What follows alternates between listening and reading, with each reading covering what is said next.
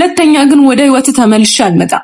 ተመልሼ ከመጣው ደግሞ ውሻ በለኝ። ውሻልሽ አምጣው ነው እንጂ አያድርስ የሰው ሰው ተወዶ የታልክስ ያው ቺኳ መጣችለ እሳት ለብሳ እሳት ጎርሳ ሁሉም ጓደኛሞች ግን አንድ አይነት ናቸው። በቃ ኤደ ለምን አታናግራትም?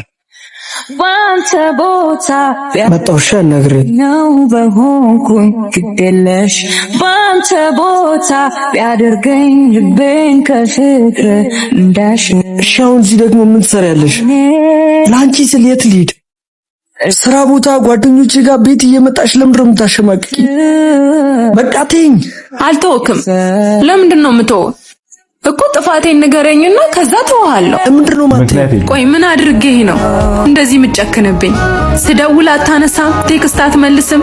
ያደረኩትን ንገረኝ። ጥፋትሽን ብነግርሽም አይገባሽም። ብዙ ጊዜ ታግሼሻለሁ፣ ብዙ ጊዜ ነግሬሻለሁ። ሁሉም ነገር እኮ ገደብ አለው።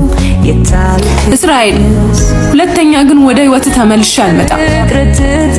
ተመልሼ ከመጣው ደግሞ ውሻ በለኝ። ውሻ ነሽ? እሺ ይቅርታ።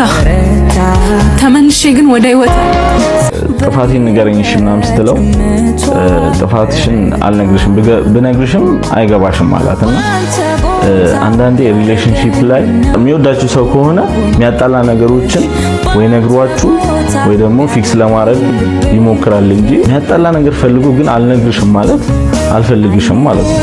ስልክ ማይደውል ከሆነ ቴክስት ማይመልስ ከሆነ አይፈልግሽም ማለት ነው። ይሄ ቀጥታ ስናስበው አይፈልግሽም።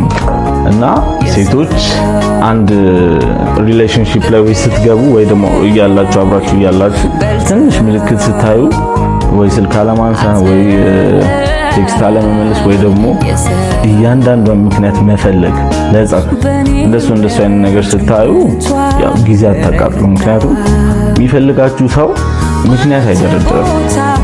ያን ምክንያት ሸሽቶ ከናንተ ጋር መሆን ነው የሚፈልገው እንጂ ምክንያት አይደረድርም። እና ውሻ ያልከው ነገር ደስ አላለኝም። አሪፍ አስተማሪ ነው።